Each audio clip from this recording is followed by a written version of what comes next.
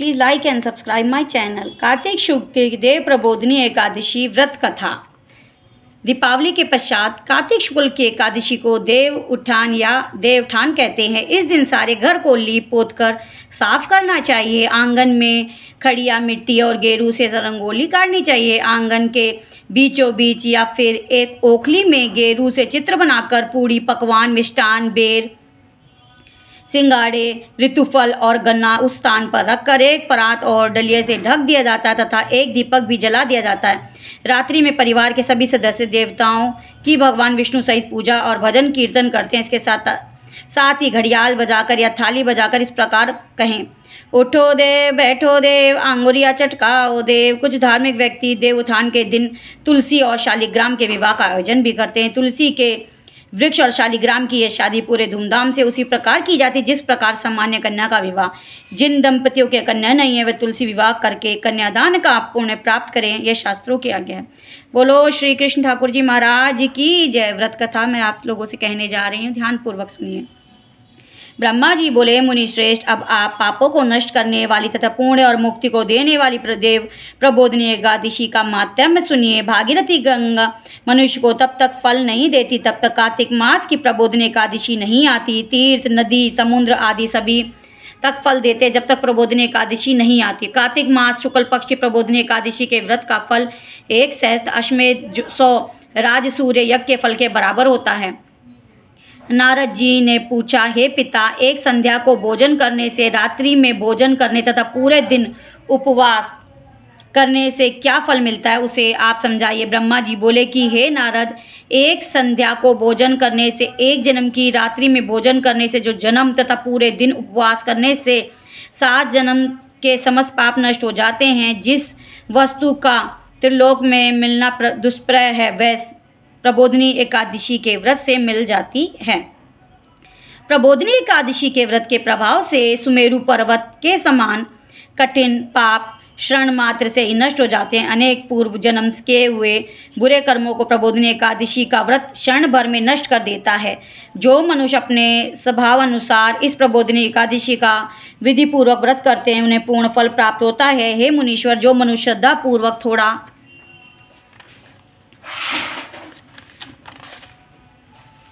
भी पुण्य करते हैं उनका पुण्य पर्वत के समान अटल हो जाता है। जो अपने हृदय के अंदर ही ऐसा ध्यान करते हैं उनकी बीती हुई तथा आने वाली इस 10 रीति पीढ़ी विष्णु लोक में जाकर वास करती है और नरक में अनेक दुखों को भोगते हुए पितृ विष्णु लोक में जाकर सुख भोगते हैं। ब्रह्म हत्या आदि महान पाप भी प्रबोधिनी एकादशी के दिन रात्रि को जागरण करने से नष्ट हो जाता है।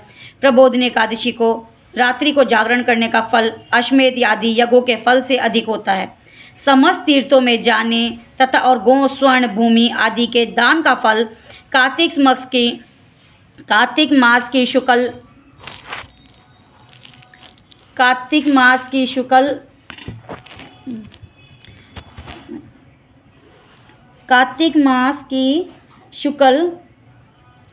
समस्त तीर्थों के जमान प्रबोधिनी एकादशी का व्रत करने वाले के घर रहते हैं। मनुष्य को समस्त पाप त्यागने और भगवान की प्रसन्नता के लिए कार्तिक मास की प्रबोधिनी एकादशी का व्रत करना चाहिए। जो मनुष्य इस एकादशी के व्रत को करता है वह धनवान, योगी, तपस्वी, इंद्रियों को जीतने वाला होता है, क्योंकि वह एकादशी भगवान विष्णु लोक को अत्यंत प्रिय है। इस व्रत के प्रभाव से मनुष्य पूर्ण जन्म लेता है। इस व्रत के प्रभाव से कार्मिक, वाचिक और मानसिक पाप नष्ट हो जाते हैं। इस एकादशी के दिन को भगवान की प्राप्ति के लिए दान, तप, होम, यज्ञ आदि करते हैं उन्हें अक्षय पूर्ण फल मिलता है। प्रबोधिनी एकादशी के दिन भगवान की पूजा करने से बाल, यौवन, वृद्धावस्था के समस्त पाप नष्ट हो जाते हैं। इस एकादशी की रात्रि को जागरण करने का फल सूर्य ग्रहण के समय स्नान करने के फल से सहस्त्र गुना अधिक होता है। मनुष्य जन्म से लेकर जो पुण्य करता है वह पुण्य प्रबोधिनी एकादशी के व्रत के पुण्य सामने व्यर्थ है। जो मनुष्य प्रबोधिनी एकादशी का व्रत नहीं करते उनके समस्त पुण्य व्यर्थ जाते। इसीलिए हे नारद, तुमको विधि पूर्वक भगवान विष्णु की पूजा करनी चाहिए। जो मनुष्य कार्तिक मास में धर्मपरायण होकर अन्य व्यक्तियों का अन्न नहीं खाते उन्हें चंद्रयान का व्रत फल मिलता है। कार्तिक मास में भगवान दान आदि से उतने प्रसन्न नहीं होते जितने कि शास्त्रों की कथा सुनने से प्रसन्न होते हैं। कार्तिक मास में जो मनुष्य भगवान की कथा को थोड़ा बहुत पढ़ते या सुनते उन्हें 100 गोदान फल मिलता है। जो मनुष्य अपने कल्याण के लिए विष्णु भगवान की व्रत कथा सुनते हैं वे अपने समस्त कुटुंब का उद्धार करके 1 सहस्त्र गोदान का फल पाते हैं। जो मनुष्य प्रबोधिनी एकादशी के दिन विष्णु भगवान की कथा सुनते हैं उन्हें 7 दीपों का दान का फल मिलता है। जो विष्णु की कथा भक्ति पूर्वक सुनते हैं, कथा वाचने वाले ब्राह्मण को यथोचित पूजा करते तथा उसे संतुष्ट करते वो उत्तम लोक को जाते। इस पर नारद जी बोले, हे ब्रह्मा जी, अब आप एकादशी के व्रत का विधान कहिए और कैसा व्रत करने से कौन सा फल मिलता है वह भी मुझे समझाइए। ब्रह्मा जी बोले, नारद, इस एकादशी के दिन मनुष्य को ब्रह्म मुहूर्त में उठना चाहिए और नदी, तालाब, कुआं आदि का स्नान करके व्रत का नियम ग्रहण करना चाहिए। उस समय भगवान से विनय करनी चाहिए, हे भगवान, आज मैं निहार रहूँगा और दूसरे दिन भोजन करूँ, इसलिए आप मेरी रक्षा करें। इस प्रकार विनय करके भगवान की पूजा करनी चाहिए और व्रत कर प्रारंभ करना चाहिए। उस रात्रि को भगवान के समीप गीत, नृत्य, बाजे तथा कीर्तन से समस्त समय व्यतीत करना चाहिए। प्रबोधिनी एकादशी के दिन कृपणता का त्याग कर मनुष्य पुष्प, अगरबत्ती, धूप, दीप आदि से आराधना करनी चाहिए। शंख के जल से भगवान को अर्घ्य देना चाहिए। इसका फल तीर्थदान आदि से करोड़ गुना अधिक है। जो मनुष्य अगस्त्य पुष्प से भगवान की पूजा करते हैं उनके सामने इंद्र भी हाथ जोड़ता है। कार्तिक मास में जो बील पत्र से भगवान की पूजा करते हैं उन्हें अंत में मुक्ति मिलती है। कार्तिक में जो मनुष्य तुलसी जी से भगवान की पूजा करते हैं उसके 10,000 जन्म के समस्त पाप नष्ट हो जाते हैं।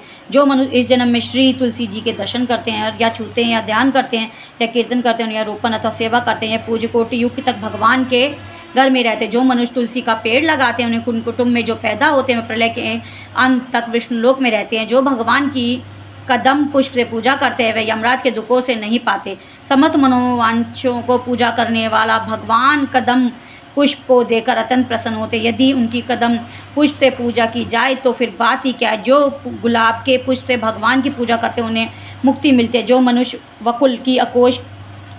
वकुल और अशोक के फूलों से भगवान की पूजा करते हैं वे अनंत काल तथा शोक से रहित होते हैं। जो मनुष्य भगवान विष्णु की सफ़ेद और लाल कनेर के फूलों से पूजा करते हैं उन पर भगवान अत्यंत प्रसन्न होते हैं। जो मनुष्य विष्णु भगवान की दुर्वा दल से पूजा करते हैं वे पूजा के फल से 100 गुना फल अधिक पाते हैं। जो भगवान की शमी पत्र से पूजा करते हैं वे भयानक यमराज के कर्म को सरलता से पार कर जाते हैं। जो मनुष्य चंपक पुष्प से भगवान विष्णु की पूजा करते हैं वह आगमन के चक्र से छूट जाते हैं। जो मनुष्य स्वर्ण का बना हुआ केतिक पुष्प भगवान पर चढ़ाते हैं उनके करोड़ों जन्म के पाप नष्ट हो जाते हैं। जो मनुष्य भगवान की पीले रक्त वर्ण कमल के सुगंधित फूलों से पूजा करते हैं श्वेत दीप स्नान मिलता है। इस प्रकार रात्रि में भगवान की पूजा करके प्रातःकाल शुद्ध जल की नदी में स्नान करना चाहिए। स्नान करने के पश्चात भगवान की प्रार्थना करते हुए घर आकर भगवान की पूजा करनी चाहिए। इसके बाद व्रत के लिए ब्राह्मणों को भोजन कराना चाहिए। दक्षिणा देकर मीठे वाक्यों द्वारा उनको विदा करना चाहिए। इसके उपरांत भोजन गो दक्षिणा से गुरु की पूजा करनी चाहिए। ब्राह्मणों को बुरेसी दक्षिणा देकर नियम को छोड़ना चाहिए। ब्राह्मण को यथाशक्ति दक्षिणा देनी चाहिए। जिस ब्राह्मण को रात्रि में भोजन करावे स्वर्ण सहित बैल दान करना चाहिए। जो मनुष्य रात्रि स्नान कराते हैं उन्हें दही शहद दान करना चाहिए। जो मनुष्य फल की आशा करते हैं उन्हें फल दान करना चाहिए। तेल की जगह घी और घी की जगह दूध और अन्न में चावल दान करना चाहिए।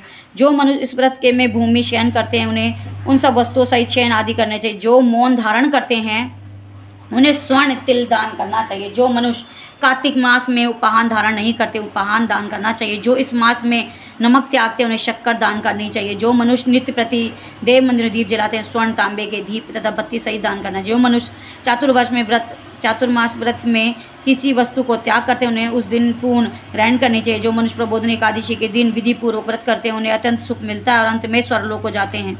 जो मनुष्य चातुर्मास व्रत को बिना किसी विघ्न को पूरा कर देते हैं उन्हें दोबारा जन्म नहीं मिलता। जिन मनुष्य का व्रत खंडित हो जाता है वह नरक को जाते हैं। जो मनुष्य इस एकादशी के मातम को सुनता या पढ़ता है उसे अनेक गोदान का फल मिलता है। श्री कृष्ण गोविंद हरे मुरारी हे नाथ नारायण वासुदेवा। श्री कृष्ण गोविंद हरे मुरारी हे नाथ नारायण वासुदेवा। श्री कृष्ण गोविंद हरे मुरारी हे नाथ नारायण वासुदेवा। श्री कृष्ण गोविंद हरे मुरारी हे नाथ नारायण वासुदेवा। श्री कृष्ण गोविंद हरे मुरारी, हे नाथ नारायण वासुदेव।